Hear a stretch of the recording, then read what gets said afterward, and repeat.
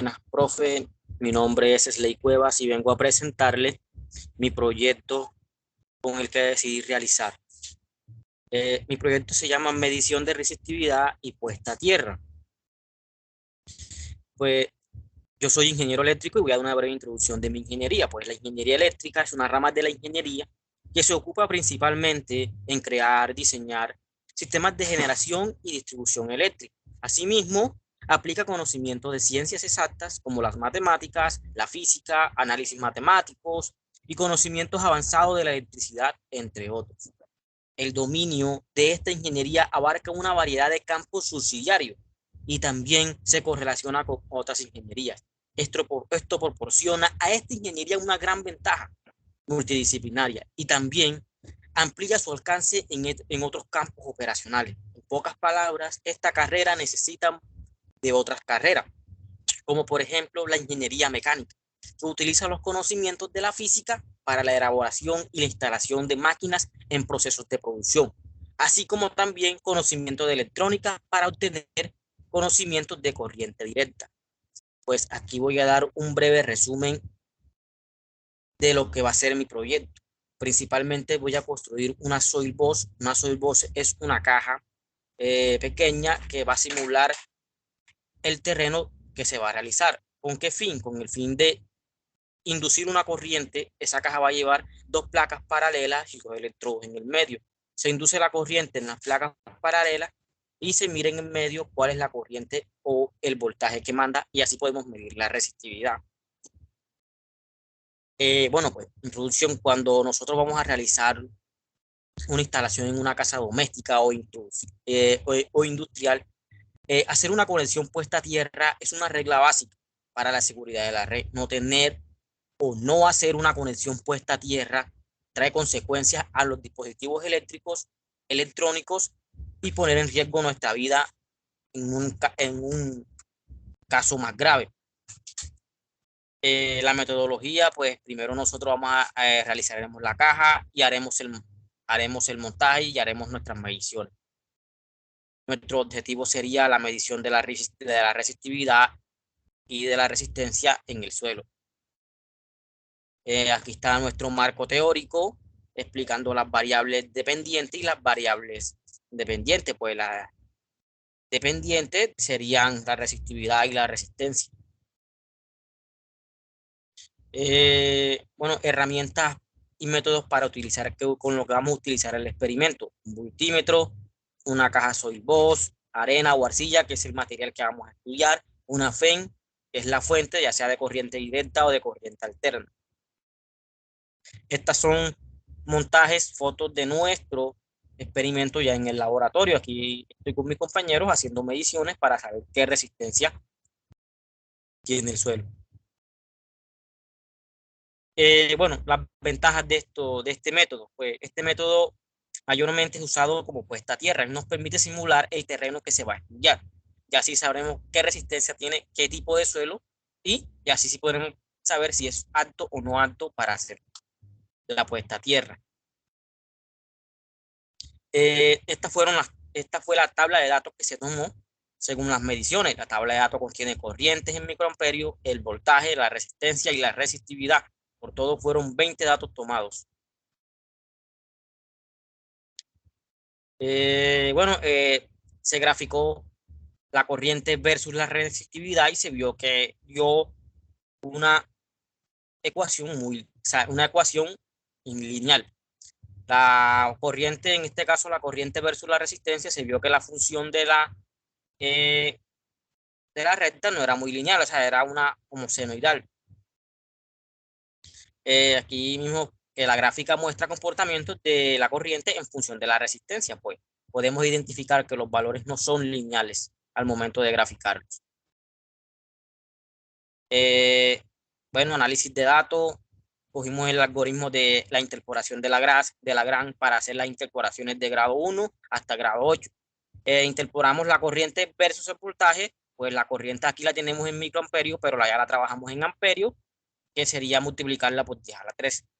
Entonces, por 10 a la 6. Entonces, pues interpolamos a B en ciertos valores, pues la hicimos de 2 en 2, el 99,8, el 230,2 y así sucesivamente. Calculamos el error que dio el valor interpolado con el B que ya estaba calculado y lo colocamos en su casilla, es un error calculado, y en aceptable o no aceptable significaría que si el valor del error es menor a 0,5, la respuesta sería aceptable, pero si es mayor a 0,05, él no es aceptable. Esta sería la tabla para la interpolación de Lagrange de grado 1. Aquí están todos los 20 datos. También sacamos el promedio de los errores. En este caso, el promedio de grado 1 fueron 2,6. Este es para la interpolación de grado 2. Se hizo lo mismo, pero en este caso, una interpolación de grado 2. Hallamos también el promedio de los errores. En este caso dio 4,294. Esta es para la de grado 3 y se aplicó en la misma metodología, pero ya interpolando en una interpolación de grado 3. Esta es una interpolación de grado 4, se aplicó lo mismo, sacamos el promedio. Esta sería la interpolación de grado 5, también se le interpoló de grado 5 con los mismos datos de la tabla. La de grado 6 también la hicimos, igual la de grado 7 y la de grado 8. Cuando ya sacamos toda la interpolación, cuando hicimos la interpolación de grado 1 hasta grado 8, calculamos el promedio de los errores. Esos promedios los calculamos en una tabla. Por el grado del polinomio del 1 al 8 y los errores del promedio que dio 2,6, 4,2, 9,1, 15,4, 18,6, 24,7 y 22,3 y 17,4. ¿Qué pasa? Que esos errores los graficamos y en la gráfica podemos observar que a medida que vamos subiendo de grado, muestra una interpolación que notamos que los errores aumentan, pero cuando ya tenemos un grado de interpolación mayor, cuando ya n es mayor, los errores van haciéndose más pequeños hasta tender a cero. ¿Por qué? Porque ya ahí la gráfica de la función de interpolación de Lagrange va acercándose más a los puntos que fueron medidos. Por eso estimar un punto o estimar un valor sería más fácil integrando con integración de Lagrange. Ese mismo análisis lo hicimos para interpolación de datos de mínimos cuadrados. Hicimos lo mismo, la corriente y el voltaje, e interpolamos B. En este caso interpolamos todos los datos, sacamos sus errores, hicimos si es aceptable o no aceptable, pues ya aceptable sería si el error es menor a 0,05. Esta sería la gráfica de la interpolación por mínimos cuadrados. Pues en la gráfica nosotros podemos notar el comportamiento de los datos. La recta corta la gráfica pasando cerca de ciertos puntos donde el error es pequeño y se aleja en otros puntos donde da errores muy grandes. Este método de interpolación lineal se utiliza cuando la función es lineal y como en nuestra ocasión la ecuación no es lineal, este método puede no ser el mejor o no puede ser el adecuado para interpolar o hallar puntos, porque puede dar, en este caso, errores muy grandes. Este es el algoritmo de mínimos cuadrados. Aquí también dio lo mismo, dio los errores. En este caso el algoritmo dio la media, dio los valores de y, la suma de las xy, los valores de x cuadrado, los valores de y cuadrado y el valor de la regresión lineal, o sea, el valor de la recta. Esa es la pendiente. Con eso nosotros podemos interpolar cada valor, los valores que queremos interpolar, o sea el valor de x2, x3, x3 y x4, así sucesivamente, porque ya tenemos el valor de la regresión lineal. Pues nosotros pudimos distinguir en las gráficas de errores de interpolación lineal, pues que la función como no es totalmente lineal, hay algunos puntos que están lejos de la recta y otros que están más cerca. Esto se ve reflejado en los errores calculados. También en los errores podemos ver que hay errores que son grandes, como hay errores que son muy pequeños. Y también descubrimos eso analizando la gráfica. También utilizamos, por último, la interpolación cuadrática. Pues aquí hicimos la interpolación cuadrática, el error no, porque la interpolación para las x después de x2, x1 no, porque tiene que ser un valor anterior, y entonces, pero x2 sí ya tiene valor anterior, nos iteró para todas las interpolaciones del 1 hasta la 19. Pues cuando utilizamos esta interpolación cuadrática podemos concluir que este fue el método, uno de los métodos que mejor sirvió para el cálculo de los errores, ya que los errores dieron unos errores muy pequeños, unos errores que fueron muy cercanos a cero. Esto sucedió por la exponencial de la gráfica porque se asemeja a los de los datos reales. Este método nos fue muy útil porque nos sirvió para encontrar y predecir datos o variables que dependan de otra.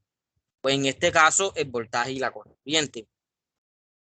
Esta fue la conclusión mi conclusión sería que al finalizar este proyecto y utilizar los diferentes métodos para predecir datos en los datos medidos, en la práctica nos dimos cuenta que los métodos de interpolación cuadrática, interpolación lineal, interpolación de Lagrange, son métodos muy efectivos para hallar datos que queremos encontrar. Y pudimos pudimos darnos cuenta que en la medición hay datos que trazaban, cuando uno trazaba la función o la línea recta, hay datos que estaban cerca como hay datos que estaban muy lejos, pues esos X, esos Y, cuando los hallamos, los valores de Y daban errores muy grandes. Pues en resumen, cada método de interpolación tiene sus ventajas, como también tiene sus desventajas. Y esto debe seleccionarse como que en la función que se desea interpolar y de la precisión deseada. Si la función es lineal, pues la regresión lineal sería como que la más adecuada, pero si la función no es lineal, ya el método de interpolación cuadrática o la regresión de Lagrange serían como que los métodos más adecuados para estimar algún dato en la gráfica, un dato que no se haya encontrado para predecirlo. Profe, este fue la bibliografía donde saqué mi marco teórico para aplicar las variables que dependen y las que no dependen de. Eso sería todo, profe. Espero que le guste mi proyecto. Muchas gracias.